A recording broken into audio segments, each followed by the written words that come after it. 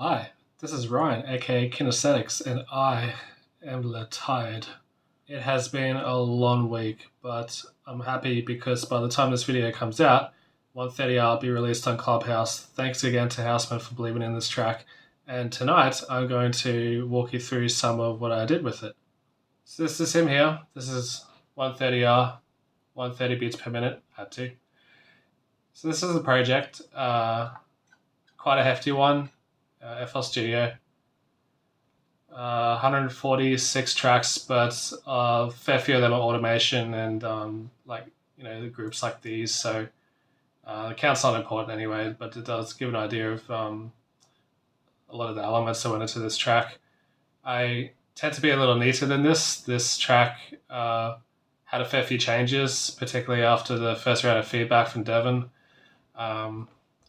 So a few things changed, like the kick changed out, a couple of little bits and pieces, particularly around these like complex complex style. These are like the little bass hits and stuff that you hear play along with the bass, just to give it a bit of groove and some drive. And the bass is kind of what I want to talk about today because it's the main feature of this track. And if you haven't heard it before, we'll take a listen to the drop here.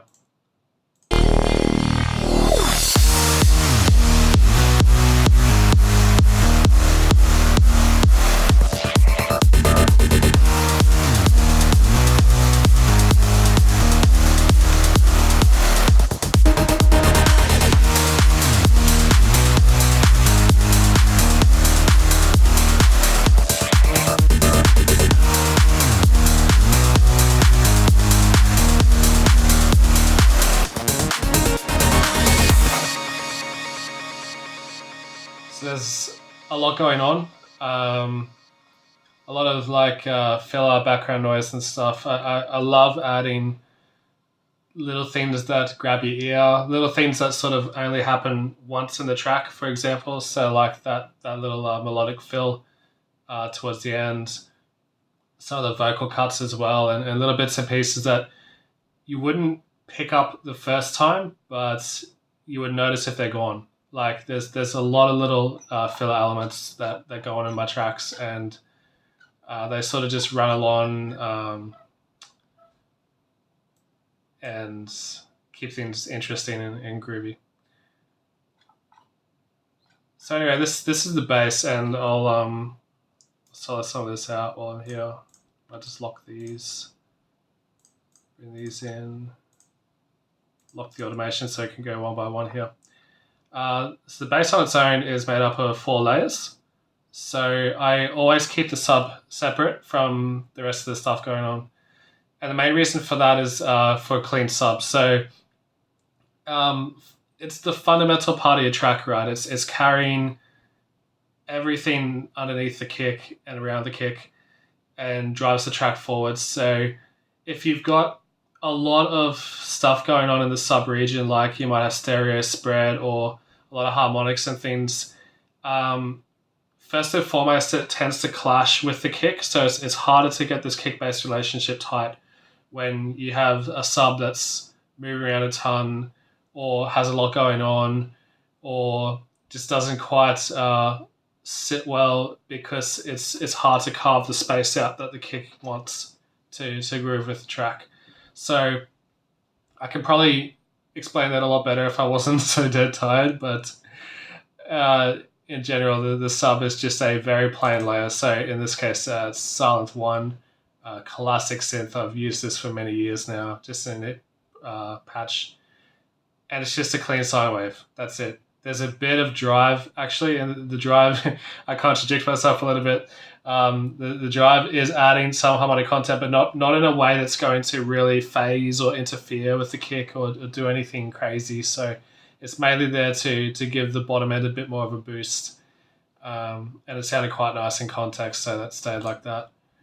But the more interesting parts of the bass are these layers here, and you're probably going to laugh, but this is literally 3x OSC. This is like a quick classic from 2000. This is one of the ancient FL Studio synths, and the main reason I did it this way is because it's way easier to get the portamento bend. So what I mean by that is like in the pattern here, the bass bends, right? Like as it moves up and down, it's not a static jump to the next note. It's actually moving up to the next one. So it gives it that sliding groove. And it's very easy to do with the native FL Studio synths because of these like these slide notes here. But anyway, this it's a very basic patch, but the magic happens in the mixer. So I'll just play it in the track here, and you can hear it on its own. So this part here is the I just call it cutter because I give my shit random names, but this is the main tone that you hear of the bass.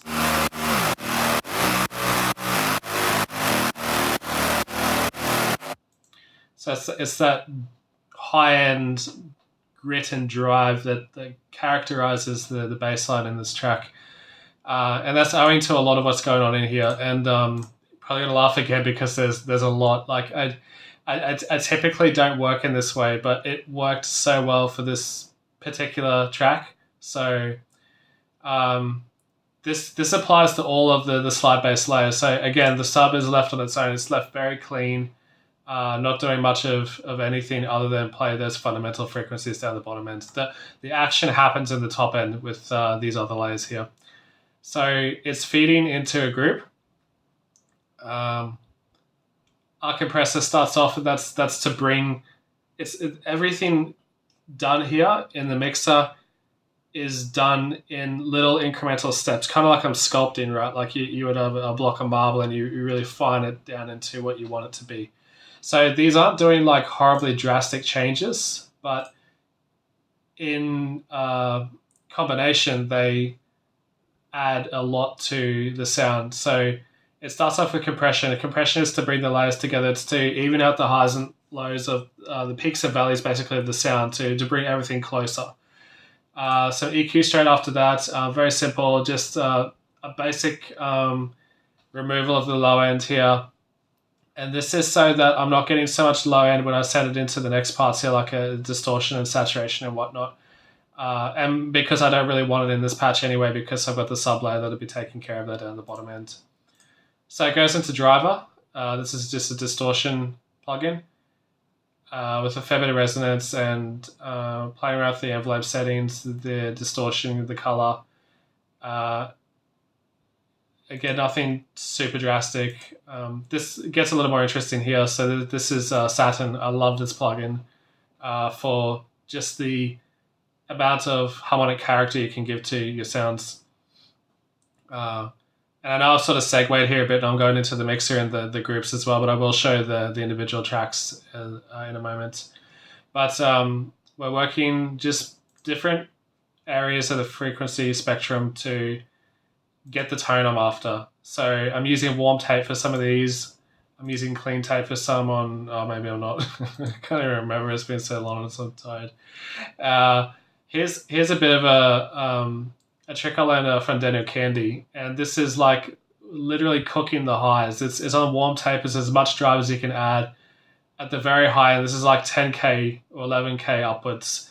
And this is to make it cut through. And it does it in a way that is a lot richer harmonically than just boosting the high end, like with an equalizer. So I like doing that. R-bass is to bring up more of the lower end. I wanted to really bring out the lower octave that's just above the sub bass. Another EQ again.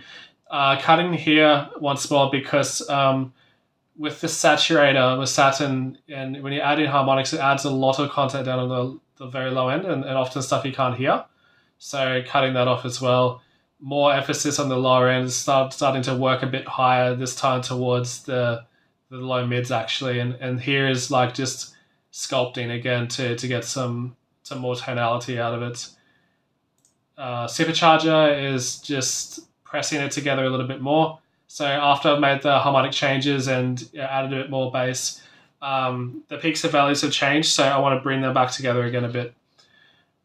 Dirty filter is just doing the filtering, so the highs and lows cut off to run the automation throughout the track and when I filter the track in and out the bass in and out, I should say. This group then feeds into a second track, so I can get more mixer slots.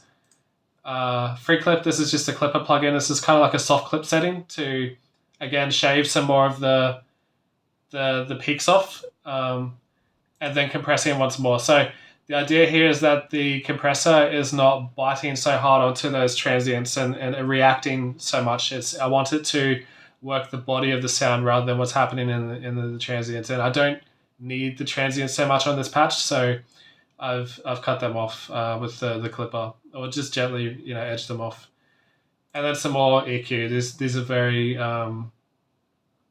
again, gentle settings to just shape how I want it to sound overall. And then the very last thing after I've done all that is to give it some more width. So stereo width. This is a fantastic free plugin from Alex Hilton's A1 Stereo Control. Safe bass is subbing everything under this frequency to mono. That's so I don't get stereo spread in the low end, because that can work for some tracks, but in the context of this one, I didn't want a super wide low end because it's a pain in the ass to mix, especially when you've got a really strong sub bass fundamental and bass character down at that end. So I kept it mono. So we'll go back and I'll show off another layer. So that first layer cutter there, doing that real tonal, gritty, aggressive part of the sound. Then you notice that as I play that again, it's not got a lot actually going on the lower end. This layer here is carrying the characteristics in the highs. So I need something underneath it to give it more body again, and this is what this layer is doing to the cymbals, apparently.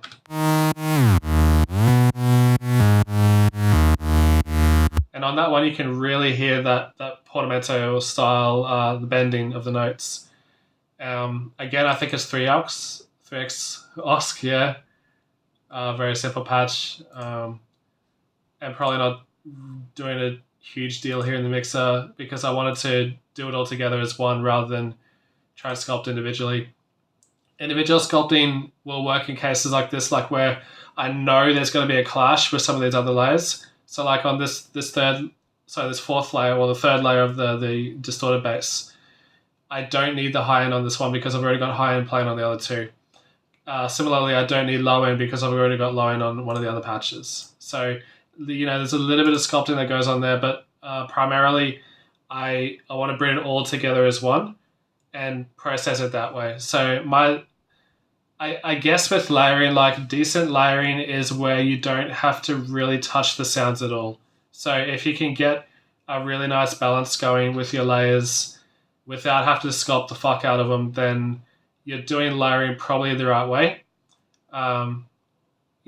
That's not a means to end all. You can lay however the hell you want. This is music, and it's the rules are there to be broken. But I find for my sound and style that the less I've got to work the layers in, the better. So I try and pick sounds that are going to complement each other, but not step on each other's shoes, so to speak. Anyway, this last layer I think is Silent 1 from memory. Yeah, it is. This is just playing more harmonics. So this is playing harmonic fifth.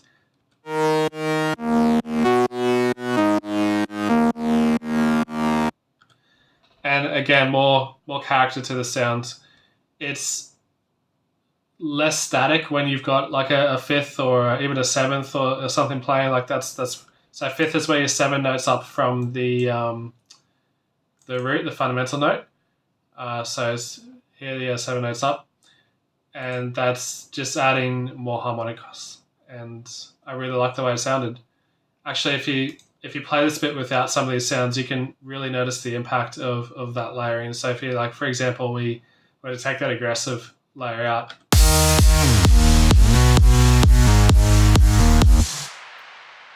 Repeat the process without the body layer. You can hear how thin that gets, and it's also noticeable if you drop the fifth layer.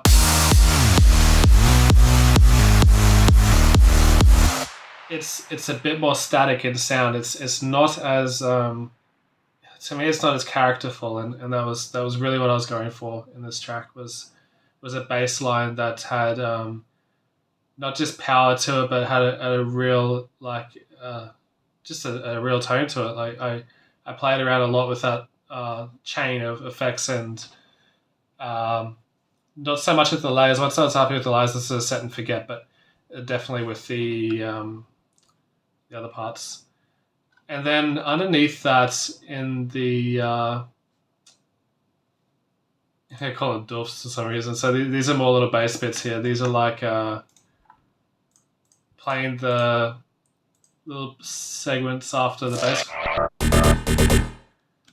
So I can't even remember what I've used here. Let's have a look. Us is Monarch. Okay, so Monarch is got a super beefy low end to it that I like, and the filter is beautiful. So I've used that one there. This is actually just a sample.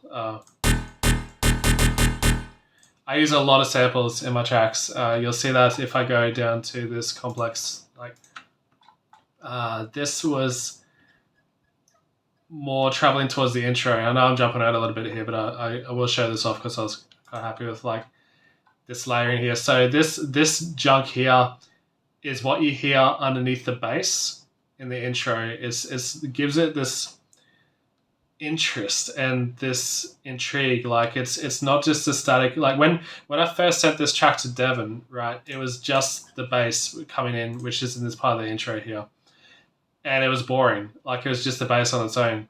But if I play this in a second, pay attention to all the crap going on in the background, it gives it way more groove and intrigue.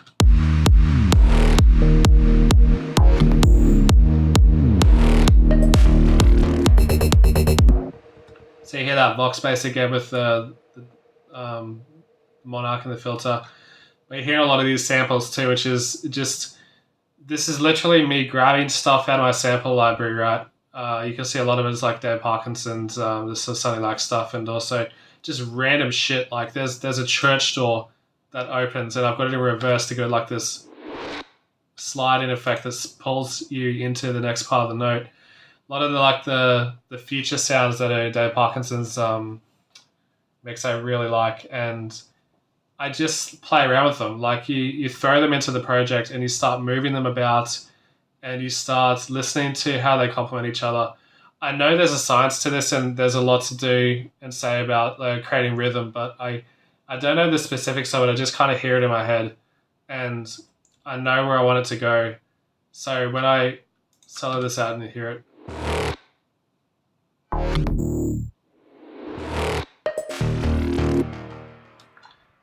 it's that kind of when I started making music as Electrodia, and then later on as Aera, when I was in the 2010s, in the early 2010s, Tritonal started pushing this sound towards enhanced music in their Air Up There label. And it was that real, like, almost Complextro style, lovely sequence of different sounds and percussion, and it created these really cool grooves and patterns that I really gelled with. And I've carried that all the way through my music, especially to this day, especially with tracks like 130R. And I love doing it. I love grabbing little bits and pieces and just throwing them together and seeing whatever the fuck sticks. And, you know, a lot of the time it does. Similarly with effects and things like that. I want to talk a moment about some of the pain points with this track. So there's a few mistakes I made. Typically when you've got a sub bass, so my sub bass here, you can ignore these bend notes because I don't actually do anything in this. It's just me copying the pattern over and being lazy. But these notes, as you want them to fit with the kick, right? You know, these notes cycle at a particular frequency. So like a D sharp, say like a dead D4, like that note there is a super low note, right? That cycles at something like, I don't know, 38 hertz. And your kick is static in its frequency, and it will bend down to like, you know, like my kick drops down to, I don't know, 48, 50 hertz or whatever it is. I can't remember what the key it's in. It's probably D sharp, but the point I'm making is that if you were to throw this into an oscilloscope, you can actually see the phase relationship with the kick and the bass. This is what we're after with kick and bass, particularly in the sub region, is that let's just do it, and because I don't believe I did it properly for this track. But have a look at the kick and bass relationship. Oh, it's on the other screen. One sec. If we play the track and we actually route it properly, let's get 1 and 2 there, so it should be fine. So that's the kick. That's the sub bass. Right.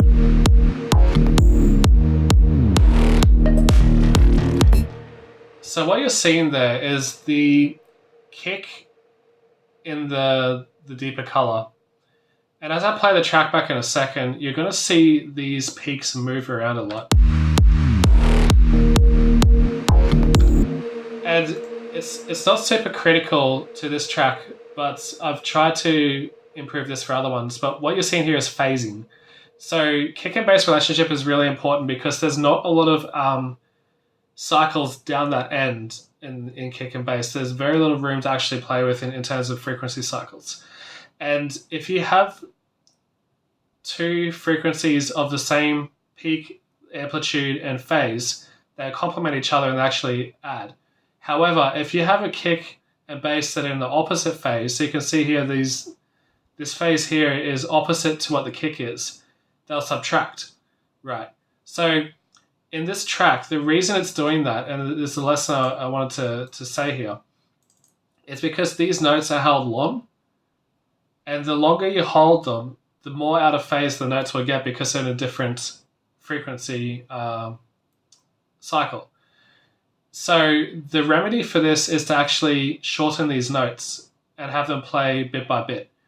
So if I was to take this D sharp 5 and just set it for 1 beat instead of across the 2, especially if there's a long note here which goes over 3.5 beats, then you're not going to get them fall out of sync. You're not going to get them fall out of phase, and you're not going to get the kick all of a sudden becoming munted and changing its amplitude. It's like I said, it's not a major problem in this track because the adjustments from the phase are quite low, so the kick is not losing a huge deal of emphasis, and the sub is there to make up for it, right? But if you have to do these sorts of tracks where you're doing a long note over time, then you're going to see it fall out of phase. So the remedy, again, is to just shorten the notes into parts like that, and then you reset the cycle every time the new note plays, right? And thus the shorter note gives it less time to change phase, and your kick and bass stay in phase. And it just makes for a much more harmonious sub relationship down there and less movement. So, club music like this, you want it to be fairly static in the low end. You want it to really thump and push through. That's not a set in stone rule, right? Like, you can do whatever the fuck you want with music, but in general, it's a good idea to keep that static low end so that it really helps carry the track and let everything else in the track dance and move around and capture attention, but don't mess with the low end that everyone is really feeling and vibing to. So that was one takeaway.